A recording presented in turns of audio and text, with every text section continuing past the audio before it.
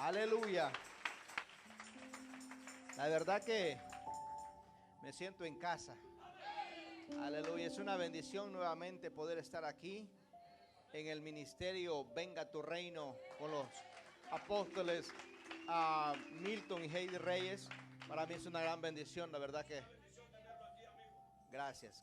Y a cada uno de ustedes, la verdad que en estas veces que he venido, pues no puedo decir que los conozco a todos porque aquí va creciendo y ese es el mover y el corazón de Dios.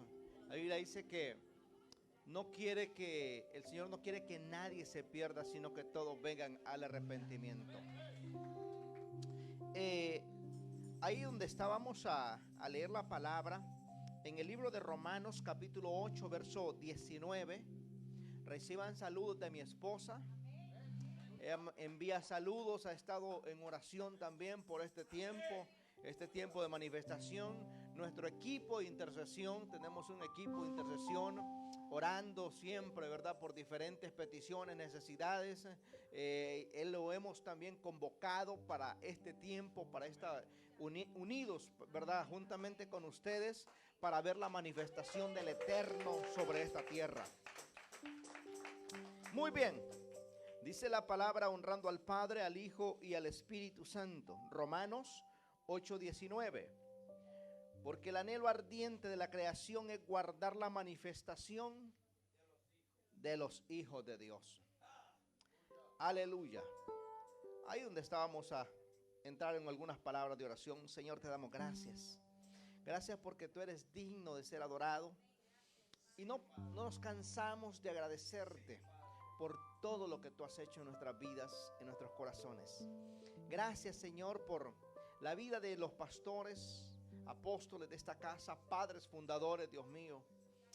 Oh, amado Dios, por cada hermano, Señor, líder, familia, matrimonio, niños, jóvenes, Señor. Gracias, Señor, por esta congregación linda que tú estás levantando en esta ciudad, Señor. Amado Dios, gracias, Señor, porque hoy, Señor, de estos 7 días de manifestación, Señor, he sentido en mi espíritu, Dios mío, lo que tú, Señor, vas a comenzar a hacer. Porque habrá un antes y un después. Porque tú eres un Dios de tiempos, un Dios, aleluya. Oh Padre Santo, que mueves, Dios mío, aleluya. Te mueves con aquellos que provocan gloria, Padre. Y esta casa es una casa, Señor, que se ha atrevido a creer, que se ha atrevido, Señor, a mover, Dios mío, aleluya.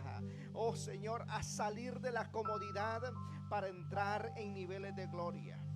Oh Santo Jesús, te damos gracias en el nombre de Jesús. Amén. ¿Puede ocupar su asiento, por favor? Si le bajamos a la música, por favor. No quiero traer un mensaje, o no es que no quiera, sino que el Espíritu me inquietó mucho en estas últimas semanas, días. Fue muy fuerte para ministrar una palabra más que una predicación, más una enseñanza. Quiero abrir mi corazón en principios bíblicos que me han bendecido, que han sido columna para poder ver la manifestación de Dios en mi vida. De acuerdo, amado hermano, a su Getsemaní, así va a ser su Pentecostés. El Getsemaní, para los que no saben, sé que hay mucha visita. El Getsemaní fue el lugar de presión que Jesús tuvo, donde sus gotas no eran su sudor ya no era agua, sino que era sangre de la presión que había en su vida. Al punto de llegar de decir: Señor, quita de mí esta copa, hablando de la muerte, de no ir a la cruz. Pero él dice: que no se haga mi voluntad. Porque lo que decía la pastora, adoremos un poquito más. Eso te lleva a entrar a un momento a decirle a la carne: te sujetas, porque el espíritu tiene que adorar. el Espíritu tiene que manifestarse a través de mi vida. Entonces, cuando nosotros sujetamos la carne, la metemos y la sujetamos al Espíritu, vamos a ver la manifestación de Dios a través de nosotros. Ahí es donde no importa quién sea, a dónde haya nacido, nació en pecado, nació por una violación, nació o creció en cualquier lugar sin padres, sin hermanos, lo que sea. ¿Sabe algo? Cuando usted pone su cuerpo en la presencia de Dios, el Espíritu Santo comienza a manifestarse sobre su vida y cosas gloriosas suceden. Pero hay cosas que tenemos que aprender nosotros para operar y ver la manifestación de Dios en nuestras vidas. También dice la palabra en el libro de Hebreos capítulo 4 verso 16: acerquémonos pues confiadamente al trono de la gracia para alcanzar misericordia y hallar gracia para el oportuno socorro. Hay una frase clave en este verso que dice: acerquémonos confiadamente al trono de la gracia. En un trono está un rey. La Biblia dice que Dios es nuestro Padre, y en esta casa se enseña lo que es Padre, lo que es paternidad, que es un principio bíblico, es un principio correcto. Pero nuestro Padre, Dios es un Padre, y como Padre, amado hermano, también la Biblia dice que Él es un juez justo. Entonces, cuando nosotros nos acercamos, dice la palabra, acerquémonos pues confiadamente al trono de la gracia para alcanzar misericordia y hallar gracia para el oportuno socorro. Cuando Jesús estuvo en la tierra, Jesús habló de la oración dentro de un contexto de una sala de un tribunal, desde un punto de un lugar jurídico. Jesús habló acerca, por ejemplo, en Mateo capítulo 6 y en Lucas 11, Jesús en ningún momento coloca la oración, por ejemplo, en un campo de batalla. Jesús la colocó, la oración, desde un tribunal. Siempre fue con el Padre. La guerra Jesús no la libró en las calles. En las calles se manifestó el poder de Dios, el poder del Padre a través de Jesús. Pero Jesús, la conexión que tenía con el Padre era porque desde la tierra Él podía operar en los tribunales del cielo. Cuando la Biblia habla que nosotros, dice la palabra, que entremos confiadamente al trono de la gracia, está hablando al tribunal de la gracia, al tribunal de Dios. Por eso la palabra dice que nosotros estamos sentados con Cristo en lugares celestiales. Y si estamos con Él en lugares celestiales, amado hermano, tenemos lugares de privilegio, tenemos lugares de honra nosotros. Pero muchas veces hemos estado peleando la batalla en el lugar equivocado. Cuando nosotros vamos a la presencia del Dios, quiero establecer estos principios, cómo usted puede operar en los tribunales del cielo para manifestar la gloria de Dios aquí en la tierra. Porque en esta ciudad, amado hermano, escuche esta palabra, yo me iría feliz de Oregon, por lo menos con un hogar, una casa, una familia que aprenda a hacer demandas en su casa. Con demandas. ¿Sabe por qué? Dice la palabra, por ejemplo, en Lucas, en el capítulo, la vez pasada hablé un poquito de esto, pero en Lucas capítulo 18, verso 1, habla de la viuda, cuando Jesús les refirió esa parábola, de la viuda y el juez injusto. Esta mujer tenía una persona que la acusaba, que la molestaba, pero ella necesitaba justicia. ella no se fue al campo a pelearse con aquel. Él fue al tribunal a buscar una justicia. Porque por mucho que aquel le hostigara, si ya el juez había estampado un veredicto sobre esa mujer, sobre justicia sobre esa mujer, por mucho que quisiera ser su adversario, tenía que soltar. Tenía que soltar. Entonces, cuando nosotros venimos a la presencia de Dios, tenemos que entender esto, que el juicio tenemos que ganarlo en la oración para que se desate la bendición en lo natural. Dice la palabra, y le voy a poner esta palabra. Dice la palabra en el libro de Apocalipsis, capítulo 12, verso 10 al 11. Entonces oí una gran voz en el cielo que decía: ahora ha venido la salvación, el poder, el reino de nuestro Dios y la gloria de su Cristo, porque ha sido lanzado afuera el acusador de nuestros hermanos, el que los acusaba delante de Dios de día y de noche. Un acusador llegando a acusar a los hijos del Eterno de día y de noche. Hay un acusador. Escucha esta palabra.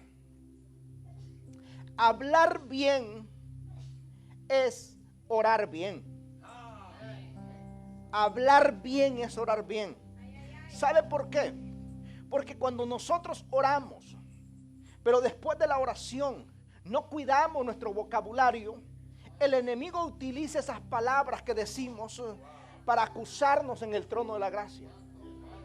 Porque Satanás va al trono de Dios a acusar a los escogidos. Y dice la palabra que el acusador está día y noche. Satanás no descansa. Nosotros nos tomamos vacaciones y no nos congregamos por días. A veces nos perdemos. No venimos a la oración. Pensamos, no, pues igual, como yo no fui, pues Satanás no me va a acusar. No, sí lo acusa. Y tenemos, amado hermano, que todos los días nosotros tener que ir al tribunal en oración, en la mañana, en la noche, en la tarde. El apóstol Pablo dice: orad sin cesar. Que nosotros podemos estar en el trabajo y nuestra mente siendo conectados con el Señor, te alabamos, te honramos, bendecimos tu nombre, porque la oración tiene que estar constante siempre y sin desmayar. El acusador, amado hermano, dice que viene para acusar a los hijos de Dios. Entonces, si queremos ver la manifestación de Dios en nuestras vidas, tenemos que aprender a nosotros a entrar. Hebreo dice que entremos confiadamente. Mire la palabra que usa: confiadamente al trono de la gracia. Hay dos cosas. Número uno, ¿por qué confiadamente? Porque ahí está nuestro Padre. Mi Padre, yo sé que me ama. Mi Padre, yo sé que me ama. Entonces, si mi Padre me ama, yo entro confiadamente. Pero también tengo que entender otra cosa: que mi Padre me ama, pero también sé que es un juez justo. Y Él va a hacer justicia. Porque si aunque yo presente un caso, ya puede ser en la corte natural aquí en la ciudad, pero aunque ese caso esté a mi favor, pero si lo estoy presentando mal, por mucho que el juez me quiera dar el veredicto a mí, no me lo va a dar porque ese caso está mal presentado. Entonces, aunque la acusación sea mala, sea equivocada, tengo que aprender a presentar mi caso legalmente y correctamente.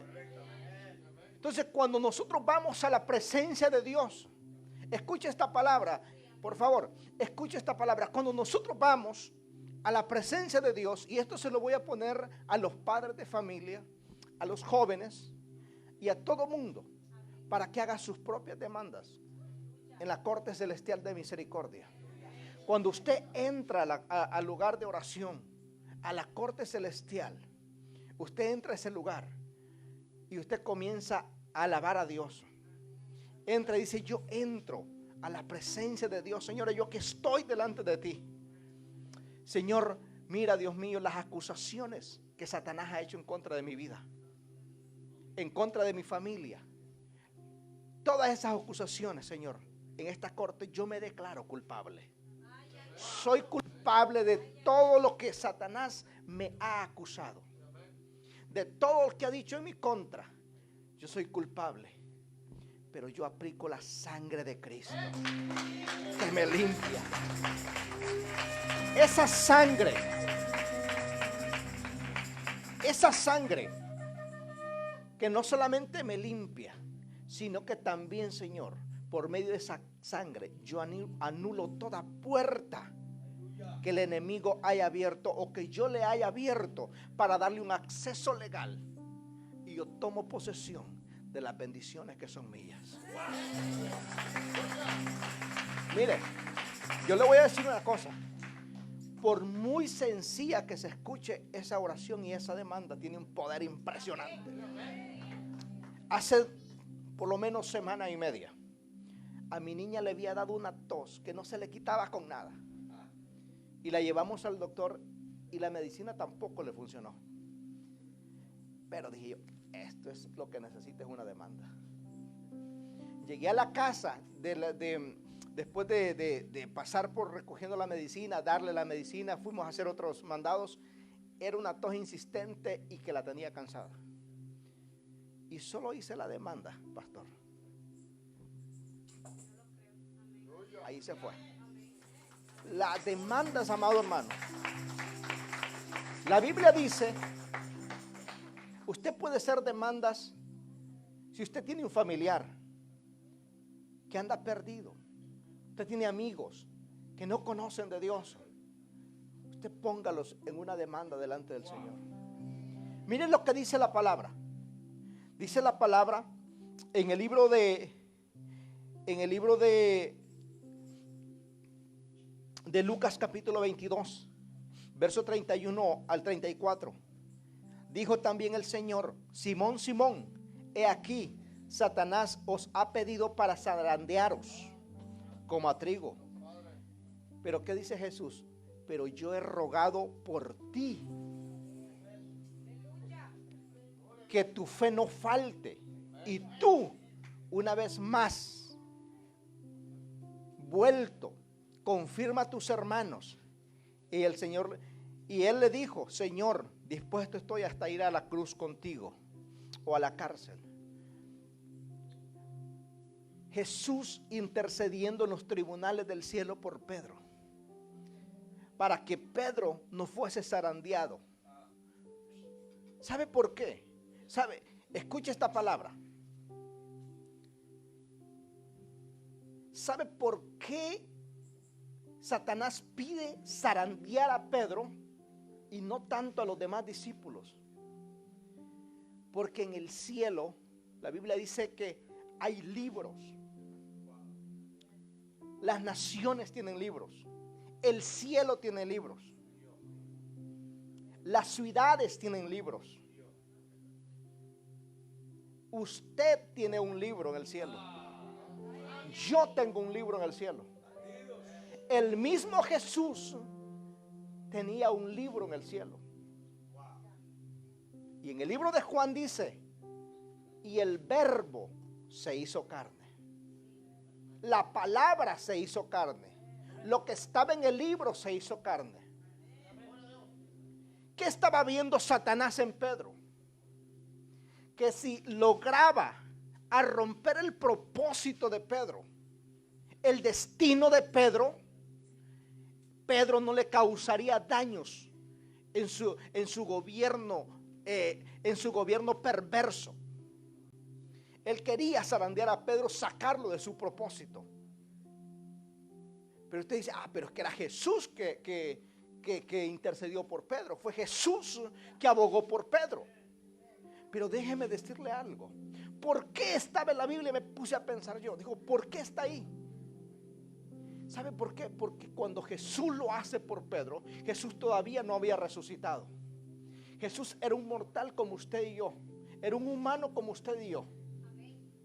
Y pudo interceder por Pedro, para que Pedro cumpliera su destino profético en la tierra.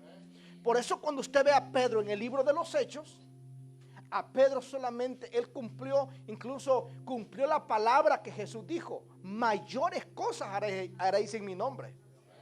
Porque por Pedro, solo la sombra de Pedro sanaba a los enfermos. Entonces, una de las cosas importantes que tenemos que pedirle al Espíritu Santo es que nos revele nuestro propósito y destino aquí en la tierra. Si tú estás pasando por dificultades, por momentos muy duros que te está costando servir a Dios, ver tu rompimiento en tu vida, es porque hay algo glorioso en los cielos que se ha escrito de ti. Porque Dios tiene bendición para tu vida. Dios tiene promociones para ti. Dios tiene algo glorioso para tu vida que en el cielo se ha destinado para ti.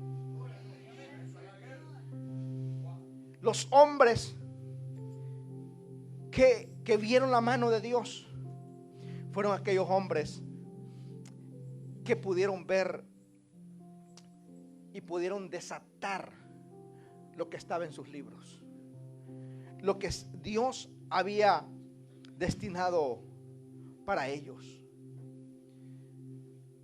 La Biblia también habla de un hombre llamado Job. Todos hemos escuchado hablar de él, o casi todos, pero era un hombre íntegro delante de Dios. Y mire lo que dice la palabra en el libro de Job, capítulo 1, verso 6. Un día vinieron a presentarse delante de Jehová los hijos de Dios. Mire, los hijos de Dios. Y entre los cuales también vino Satanás. Satanás en su creación, si usted ve en el libro de Ezequiel, capítulo 28, en su creación lo pusieron en un lugar especial a Satanás. Algunos eruditos dicen que era para que ministrara la adoración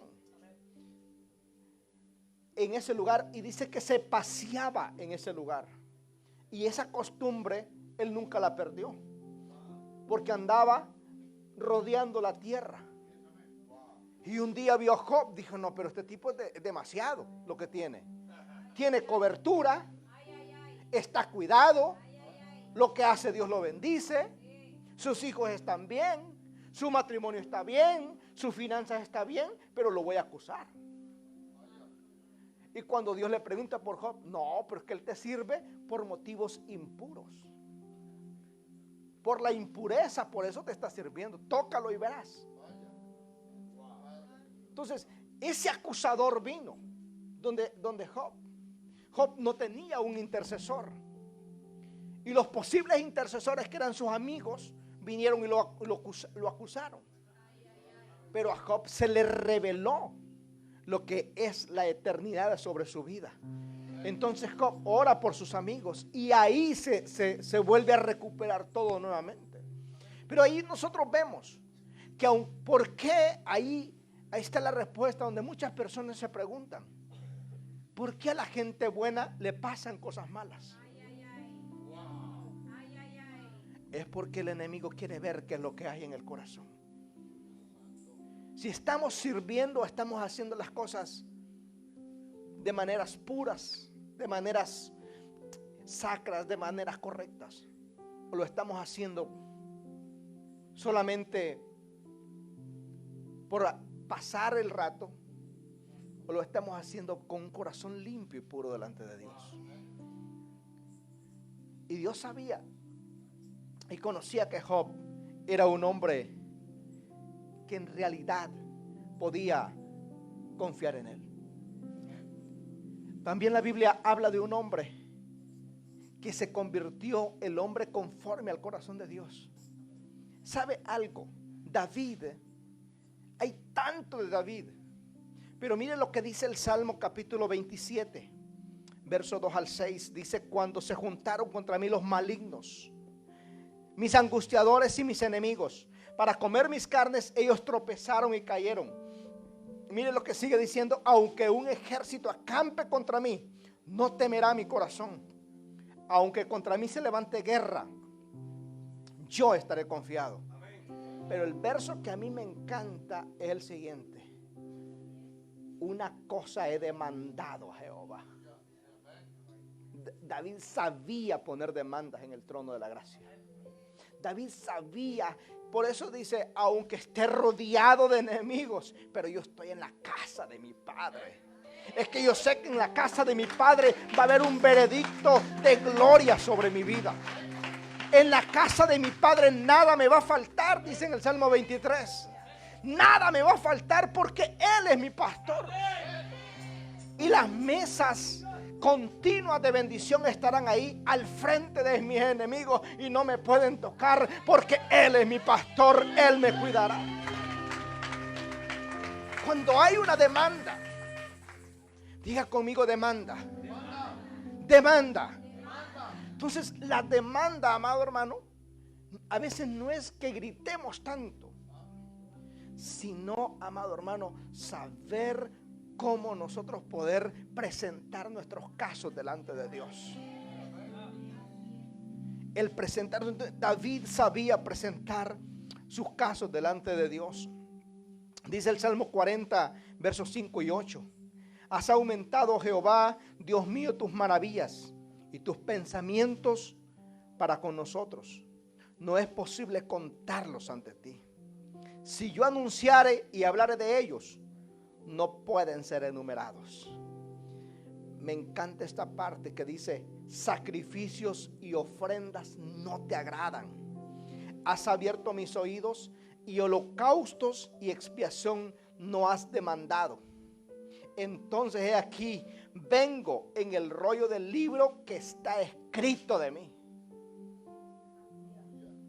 Había un libro escrito de David, de las cosas maravillosas.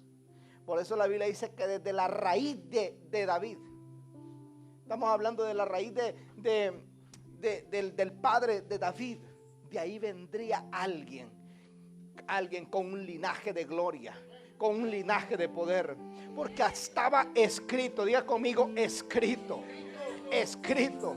Cuando Satanás va a tentar a Jesús, ¿qué Jesús utilizó? Usó lo que estaba escrito. Entonces, cuando hay cosas que están escritas, hay algo que está escrito de Dios sobre tu vida. Dice la palabra: y pensamientos tengo yo de bien para ti y no de mal. Los planes de Dios han sido escritos en un libro. Y yo quiero decirte que Dios tiene bendiciones sobre tu vida. Dios tiene bendiciones para tu casa. Dios tiene sanidad para tu casa. Leía un libro hace un tiempo que Dios le permite a este varón ir al cielo. Y dice que le presentó un ángel las bodegas, pero llenas de cosas, regalos impresionantes. Pero dice: quiero ser exagerado. Y él le dijo: Señor, pero ¿qué es esto? Y él le dice: es que son bendiciones que la gente no ha reclamado. Por eso la Biblia dice que nosotros no recibimos, no porque pedimos, dice, pero mal. Porque sigue la palabra y dice: para gastar en vuestros deleites y placeres. ¿Sabe algo? Que una de las cosas que nosotros tenemos que aprender en la vida es a darle al Señor. Si nosotros entendemos ese principio, una de las cosas que yo tuve ese privilegio, mi padre me enseñó a mí y me dijo: hijo, nunca dé una ofrenda solo por salir del paso y tirarla ahí. Si usted va a dar algo, primero presénteselo al Señor. ¿Sabe algo? Nosotros crecimos dando una limosnita por salir del paso, por el compromiso. Pero nunca pensamos que nuestras ofrendas tienen voz. Tu ofrenda habla. Mire lo que dice la Biblia, para que usted no diga que este hermano me viene a hablar cosas. No, aquí dice la Biblia. Dice la palabra: por tanto, Si traes tu ofrenda al altar y ahí te acuerdas de tu hermano y tiene algo contra ti, deja ahí tu ofrenda ahí delante del altar. No te dice que te la lleves, déjala ahí. Anda y reconcíliate primero con tu hermano. Entonces ven y presenta tu ofrenda. Una ofrenda, hermano, no es que usted le tuerce la mano a Dios. Yo voy a dar esta ofrenda para que Dios... No, usted lo da por agradecimiento. Usted dice, ¿sabes qué? Por ejemplo, le voy a poner el ejemplo mío. El día que yo oro por mi niña, que son milagros, hermano, que a mí me pasan diarios, siempre estamos viendo milagros. Yo cada vez, entonces yo, en ese momento, ¿qué yo hago? Yo agarro una ofrenda y digo, Señor, gracias por escuchar mi oración. Y yo presento mi ofrenda en agradecimiento. ¿Y cómo no voy a agradecer, hermano? Si es que, entonces, hay tantas cosas, hermano. Y usted agarra una ofrenda, usted se preparó, dijo, yo voy a ofrendar esta noche, voy para la iglesia. Y la ofrenda, usted dice, Señor, yo la presento delante de ti por llevarme a un ministerio que se me predica la palabra. Y usted la presenta delante de Dios. La ofrenda, usted dice, no sabe qué, Señor, yo este día esta ofrenda la voy a presentar por la salud de mis hijos. Y usted presenta tu ofrenda, dice el Señor. Preséntala ahí. Entonces, tenemos que nosotros no solamente hacerlo por hacerlo, sino con un propósito, con revelación de la palabra. Eso es lo que le dijo Jesús, pero también en el libro de Hebreos capítulo 11, verso 4 dice la palabra: por la fe Abel ofreció a Dios.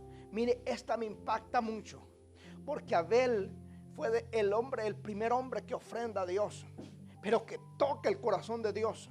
Dice, más excelente sacrificio que Caín, por la cual alcanzó testimonio que era justo, dando a Dios testimonio de sus ofrendas. Y muerto, aún habla de ella. Habla de ella. ¿Sabe por qué? Porque la ofrenda no es un simple billete. La ofrenda, ese dinero, usted fue a trabajar, gastar de su tiempo para conseguirlo. En otras palabras, vendió parte de su vida para conseguirlo. Eso es sangre. Y cuando usted la presenta delante de Dios, agradecido, ha perdonado a todos los que le hicieron mal, ha pedido perdón a los que usted dañó, y se humilla delante de Dios, esa ofrenda tiene una voz en los cielos que dice, ¿cómo yo no voy a bendecir a mi hijo? ¿Cómo yo no voy a bendecir? Porque ahí Dios bendice a aquellos. Mire lo que dice también en el libro de Hechos. Quiero cerrar con esto, porque vamos a hacer algo especial hoy.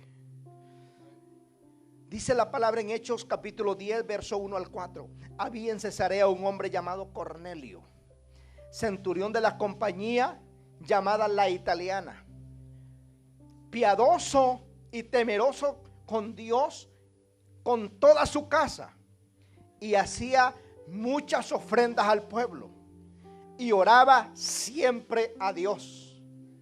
Mire lo que dice, hacía muchas ofrendas al pueblo y oraba siempre a Dios.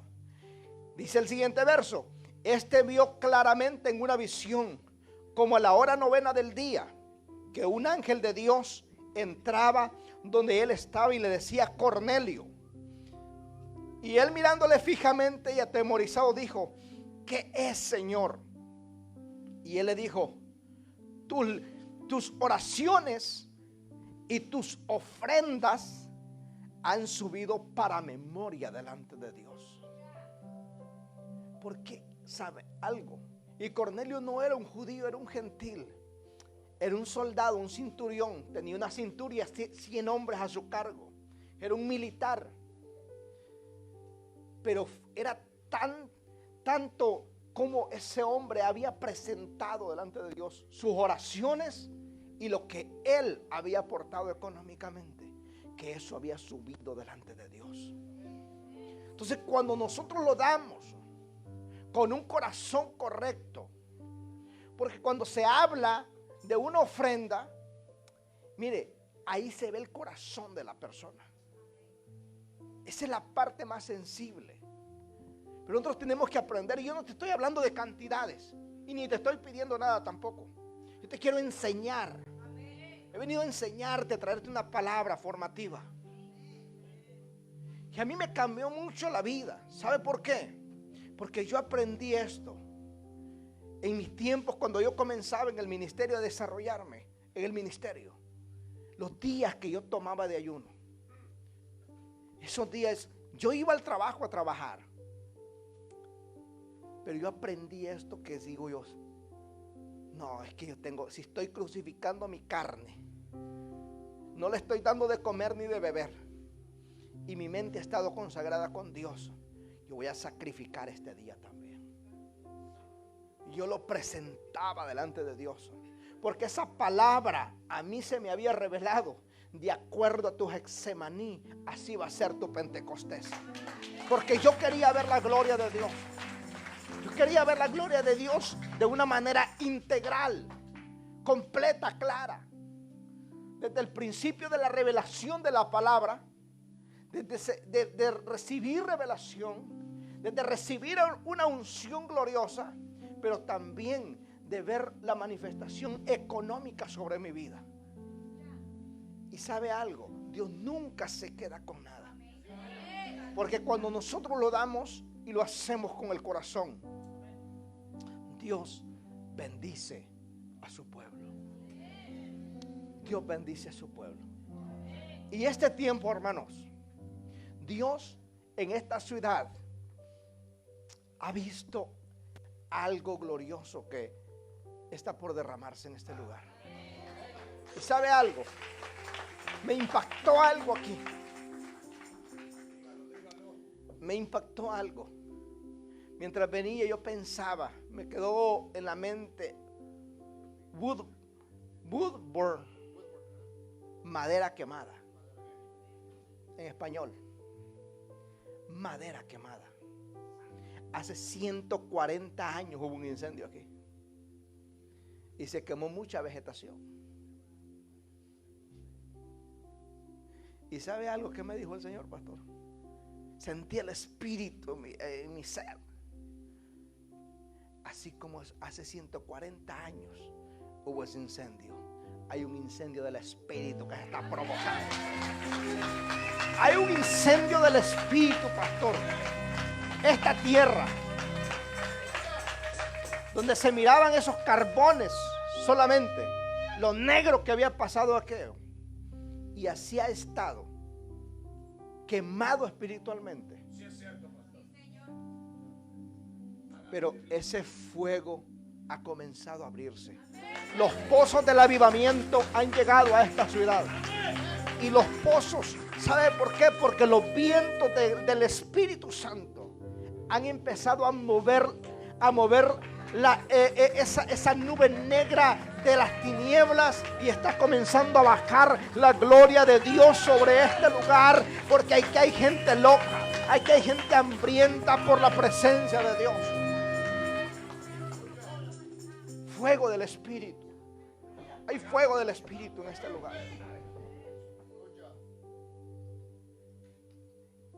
Y usted, amado hermano, usted, el propósito de Dios, lo que Dios escribió de usted en ese libro, déjeme decirle que las acusaciones que han venido sobre su vida, los fracasos que has pasado, las derrotas que han tenido, los llantos que has vivido, los momentos de incertidumbre que has tenido, aquellos momentos que mirabas a los lados al cielo y no encontrabas un solo socorro y no sabías qué pasaría contigo.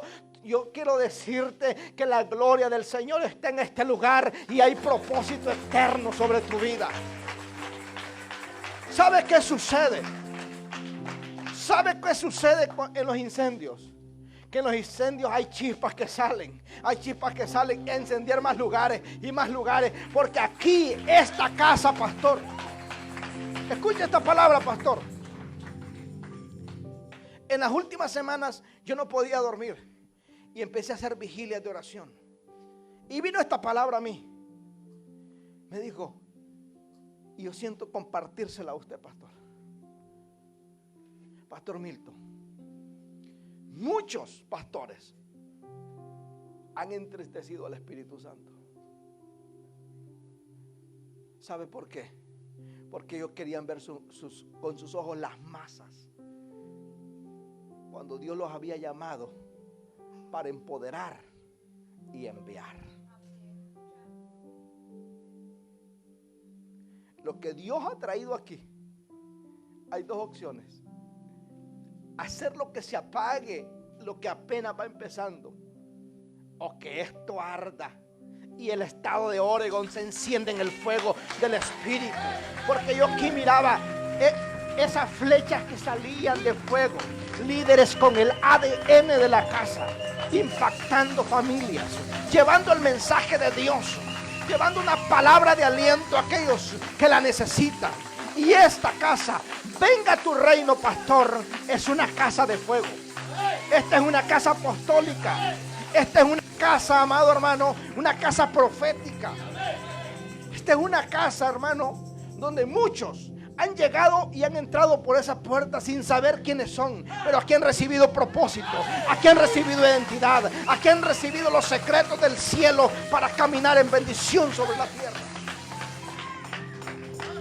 Porque este es el tiempo, hermano Mauricio. Este es el tiempo. Muchos el Satanás les había dicho, ¿sabes qué? No sirves para nada. ¿Qué podrá hacer de ti? Pero cuando el Espíritu llega, tú recibes el ADN de la casa. Tú recibes el ADN del Señor. Ese ADN que te va a marcar, te va a romper todo obstáculo del enemigo para llevarte a un destino glorioso.